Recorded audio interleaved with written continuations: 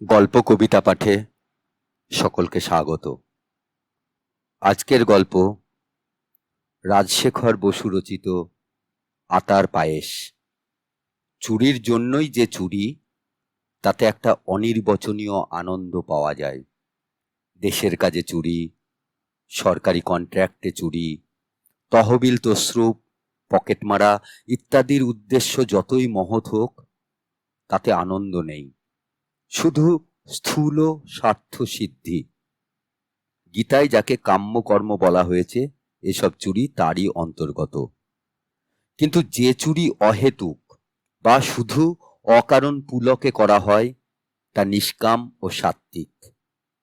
অনাবিল আনন্দ তাতেই মেলে। যশোদাদুলাল শ্রীকৃষ্ণ ভালোই খেতেন। কার্বোহাইড্রেট, প্রোটিন, ফ্যাট কিছুতেই তাঁর অভাব ছিল না। তথাপি তিনি নুনি চুরি করতেন। তাঁর কটিতটের রঙিন ধটি যথেষ্ট ছিল, বস্ত্রাভাব কখনো হয়নি। তথাপি তিনি বস্ত্রহরণ করেছিলেন। এই হলো নিষ্কাম সাত্ত্বিক চুরির ভগবৎ প্রদর্শিত নিদর্শন। রামগোপাল হাই স্কুলের মাস্টার প্রবোধ ভট্টাচার্য একবার এইরকম চুরিতে জড়িয়ে পড়েছিল। প্রবোধ মাস্টারের বয়স 30। আমোদে লোক, ছাত্ররা তাকে খুব ভালোবাসে। পুজোর বন্ধর দিন কতক আগে 5টি ছেলে তার কাছে এলো। তাদের মুখপাত্র সুধীর বললে, স্যার, মহা মুশকিলে পড়েছি। প্রবোধ জিজ্ঞাসা করলে, ব্যাপারটা কি? গেল বছর আমার বড়দার বিয়ে হয়ে গেল, জানেন তো। তার শ্বশুর ভৈরববাবু খুব বড় লোক। দেওঘরের কাছে গণেশ মুন্ডায় তাঁর একটি চমৎকার বাড়ি আছে। বৌদি বলেছে সে বাড়ি এখন খালি। পুজোর ছুটিতে আমরা জন কতক স্বচ্ছন্দে কিছুদিন সেখানে কাটিয়ে আসতে পারি। এ তো ভালো খবর। মুশকিল কি হলো? ভৈরববাবু বলেছেন আমাদের সঙ্গে যদি একজন অভিভাবক যান, তবেই আমাদের সেখানে থাকতে দেবেন। তোমার বড়দা আর বৌদিকে নিয়ে যাও না। তা হবার জো নেই, ওরা মাইসোর যাচ্ছে। আপনি আমাদের সঙ্গে চলুন স্যার। ক্লাস 10-এর আমি, ক্লাস 9-এর নিমাই, নরেন, সুরেন আর ক্লাস 8-এর পিন্টু, আমরা এই 5 জন যাব। আপনার কোনো অসুবিধা হবে না। সঙ্গে চাকর যাবে তো? কোনো দরকার নেই, সেখানে দারোয়ান আর মালি আছে, তারাই সব কাজ করে দেবে। খাবার জন্যে ভাববেন না স্যার। আমরা সঙ্গে স্টোভ নেব, কারি পাউডার নেব, চা, চিনি, গুঁড়ো দুধ আর বিস্কুটও দেদার নেব। ওখানে সস্তায় মুরগি পাওয়া যায়। বৌদি কারি রান্না শিখিয়ে দিয়েছে। ওখানকার দারোয়ান পাঁড়েজি ভাত রুটি যা হয় বানিয়ে দেবে। আমরা নিজেরা দুবেলা ফাউল কারি রাঁধব। তাতেই হবে না? প্রবোধ বললে, সব তো বুঝলুম, কিন্তু আমাকে নিয়ে যেতে চাও কেন? মাস্টার সঙ্গে থাকলে তোমাদের ফুর্তির ব্যাঘাত হবে না? সজোরে মাথা নেড়ে সুধীর বললে, মোটেই একদম একটুও কিচ্ছু ব্যাঘাত হবে না। আপনি সেরকম মানুষই নন স্যার। আপনি সঙ্গে থাকলে আমাদের 3 ডবল ফুর্তি হবে। নিমাই, নরেন, সুরেন সমস্বরে বললে, নিশ্চয় নিশ্চয়। পিন্টু বললে, স্যার, কুনাল ডয়েলের সেই লস্ট ওয়ার্ল্ড গল্পটা ওখানে গিয়ে বলতে হবে কিন্তু। প্রবোধ যেতে রাজি হলো। দেওঘর আর যোশীদির মাঝামাঝি গণেশ মুন্ডা পল্লীটি সম্প্রতি গড়ে উঠেছে। বিস্তর সুদৃশ্য বাড়ি, পরিচ্ছন্ন রাস্তা, প্রাকৃতিক দৃশ্যও ভালো। ভৈরববাবুর অট্টালিকা ভৈরব কুটির আর তার প্রকাণ্ড বাগান দেখে ছেলেরা আনন্দে উৎফুল্ল হলো এবং ঘুরে ঘুরে চারদিক দেখতে লাগলো। বাগানে অনেক রকম ফলের গাছ।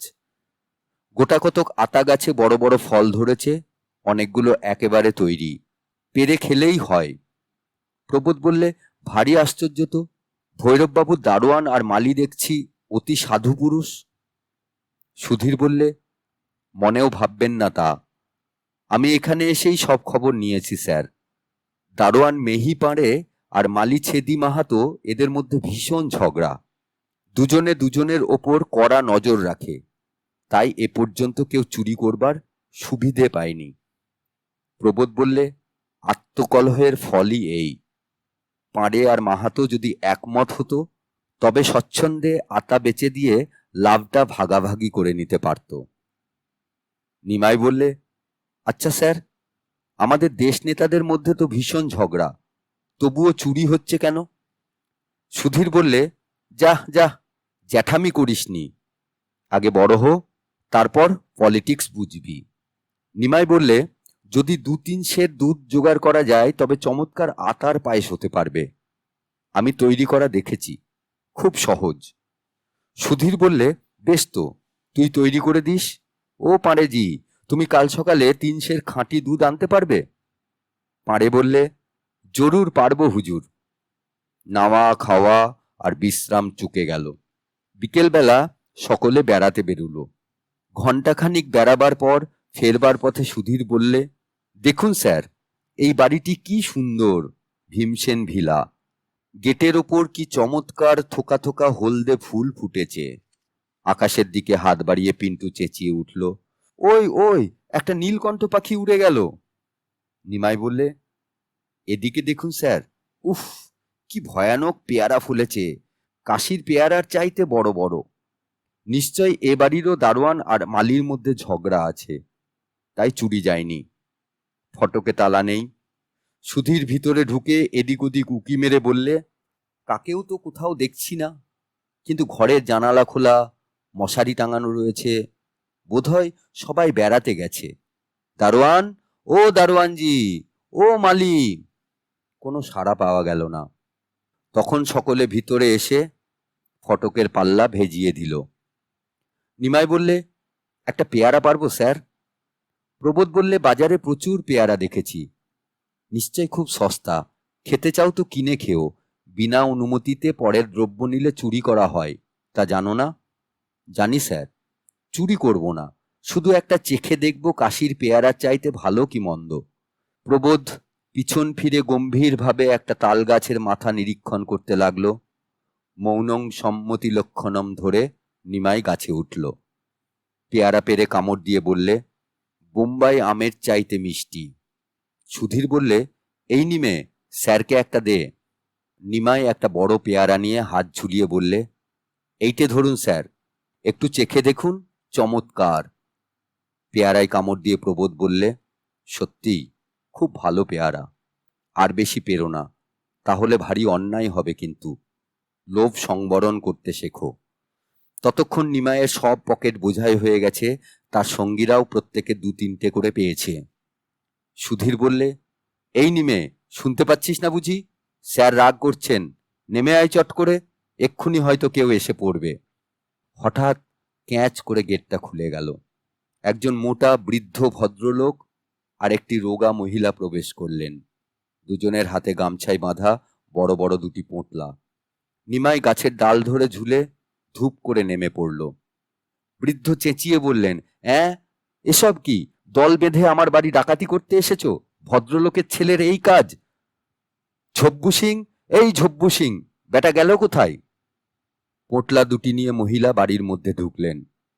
ঝব্বু সিং 1 লোটা বৈকালিক ভাং খেয়ে তার ঘরে ঘুমুচ্ছিল। এখন মনিবের চিৎকারে উঠে পড়ে চোখ রগড়াতে রগড়াতে বেরিয়ে এলো। সে হুঁশিয়ার লোক। গেটে তাড়াতাড়ি তালা বন্ধ করে লাঠি ঠুকতে ঠুকতে বলল, হুজুর হুকুম দেন তো থানে মে খবর দিয়ে আসি। হো বৈজনাথজি, ছিয়া ছিয়া, ভদ্র আদমির ছেলিয়ার এহি কাম। হুজুর বললেন, খুব হয়েছে, ডাকাতরা চোখের সামনে সব লুটে নিলে আর তুমি বেহুশ হয়ে ঘুমুচ্ছিলে। তারপর মশাইদের কোত্থেকে আগমন হলো? এরা তো দেখছি ছোকরা, বজ্জাতি করবারই বয়স, কিন্তু তুমি তো বাপু খোকা নও, তুমিই বুঝি দলের সর্দার। প্রবোধ হাত জোর করে বললে, মহা অপরাধ হয়ে গেছে স্যার। এই নিমাই, সব পেয়ারা দারোয়ানজি জিম্মা করে দাও। আমরা বেশি খাইনি স্যার, মাত্র 2-3টে চেখে দেখেছি, অতি উৎকৃষ্ট পেয়ারা। কৃতার্থ হলুম শুনে। এরা বোধহয় স্কুলের ছেলে। তোমার কি করা হয়? নাম কি? আজ্ঞে, আমার নাম প্রবোধচন্দ্র ভট্টাচার্য, মানিকতলার রামগোপাল হাই স্কুলের মাস্টার, আর এরা সব আমার ছাত্র। পুজোর ছুটিতে আমার সঙ্গে বেড়াতে এসেছে। খাসা অভিভাবকটি পেয়েছে, খুব নীতিশিক্ষা হচ্ছে। আমাকে চেনো? Bhimchandra Sen, retired district magistrate, রায়বাহাদুর খেতাবও আছে, কিন্তু এই স্বাধীন ভারতে সেটার আর কদর নেই।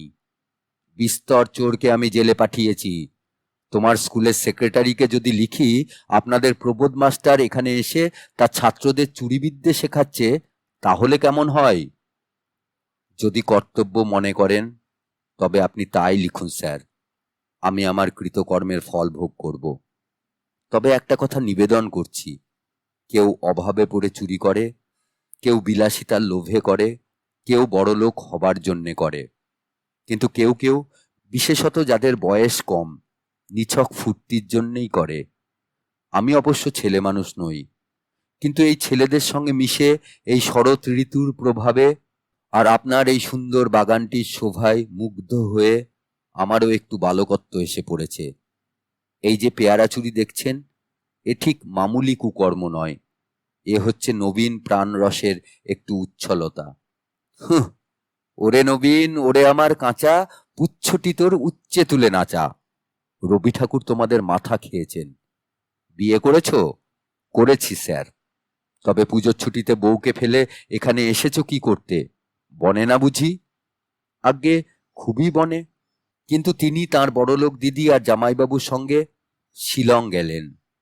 আমি এই ছেলেদের আবদার ঠেলতে পারলুম না, তাই এখানে এসেছি। স্যার, যে কুকর্ম করে ফেলেছি তার বিচার একটু উদারভাবে করুন। আপনি ধীর স্থির প্রবীণ বিচক্ষণ ব্যক্তি, ছেলে মানুষই ফুর্তির বহু ঊর্ধ্বে উঠে গেছেন। কে বললে ঊর্ধ্বে উঠে গেছি? আমাকে জরদগপ গিধর ঠাউরেছ নাকি? তাহলে আশা করতে পারি কি যে আমাদের ক্ষমা করলেন? আমরা যেতে পারি কি? পেয়ারাগুলো নিয়ে যাও, চোরাই মাল আমি স্পর্শ করি না। আচ্ছা, এখন যেতে পারো, এবারকার মতন মাপ করা গেল। এমন সময় মহিলাটি বাইরে এসে বললেন, কি বেয়াক্কেল মানুষ তুমি!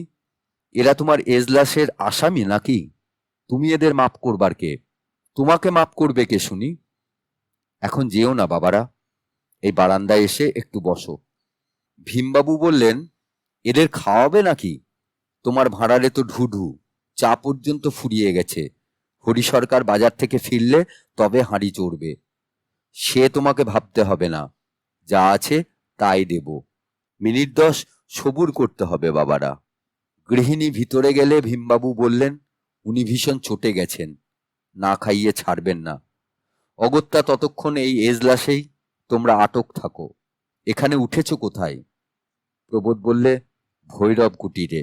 স্টেশনের দিকে যে রাস্তা গেছে তারই ওপর।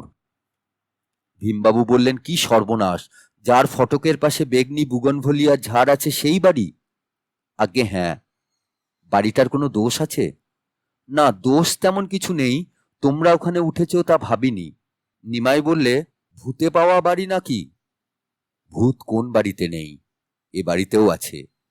ও পাড়াটায় বড্ড চোরের উপদ্রব, এ পাড়া চাইতে বেশি। একটু পরে ভীমবাবুর পত্নী একটা বড় ট্রেতে বসিয়ে একটা ধূমায়মান গামলা এবং গোটা কতক বাটি আর চামচ নিয়ে এলেন। ভীমবাবু একটা টেবিল এগিয়ে দিয়ে বললেন, এ কি এনেছো? আটার পায়েস যে, এর মধ্যেই তৈরি করে ফেললে? গৃহিণী বললেন, আর তো কিছু নেই, এই দিয়েই একটু মিষ্টি মুখ করুক। ভীমবাবু বললেন, সবটাই এনেছো নাকি? হ্যাঁ গো হ্যাঁ, তুমি আর লোভ করো না বাপু, ছেলেরা যে পেয়ারা পেরেছে তা না হয় একটা খেও, চিবুতে না পারো তো সেদ্ধ করে দেব। সুধীর সহাস্যে বললে, স্যার, আমাদের ওখানে বিস্তর আতা ফলেছে, ইয়া বড় বড়, কাল সকালে পায়েস বানিয়ে আপনাদের দিয়ে যাব। ভীমবাবু বললেন, না না, অমন কাজটি করো না, আতা আমার সয় না। ভৈরব কুটিরে ফিরে এসে নিমাই বললে, এ কি, গাছের বড় বড় আতাগুলো গেল কোথায়? সুধীর বললে, বোধহয় পাঁড়েজি সর্দারি করে পেরে রেখেছে।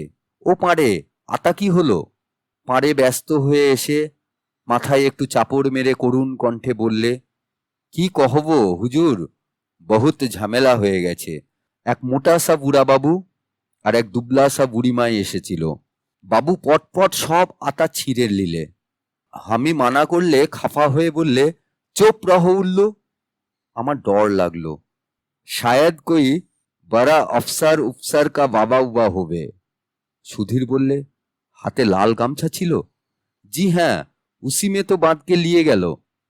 হাসির প্রকোপ একটু কমলে নিমাই বললে, হলধর দত্তর চড়ে চড়ে গল্পের চাইতে মজার।